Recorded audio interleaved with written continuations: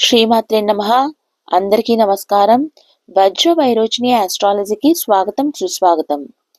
ఈ రోజు జాతకంలో సూర్యగ్రహ దోషం ఉంటే చేయవలసిన పరిహారాలేంటో ఇప్పుడు చూద్దాం.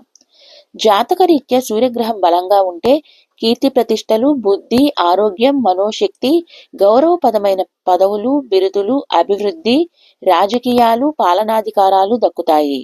గ్రహ ప్రభావం బలహీనంగా ఉన్నా, దోషంతో బాధపడుతున్నా, అనారోగ్య సమస్యలు ఏర్పడటం, చేపట్టిన పనులు సకాలంలో పూర్తి కాకపోవటం, సంతానం వల్ల ఇబ్బందులు, అనవసర ఖర్చులు పెరుగుతాయి.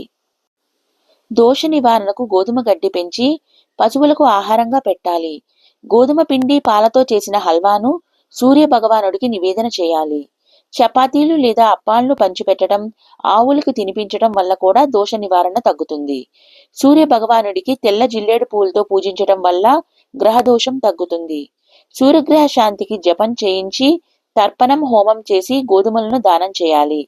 సూర్యగ్రహ స్తోత్రం 11 సార్లు ప్రతినిత్యం పారాయణ చేయటం వల్ల కూడా మంచి ఫలితం ఉంటుంది.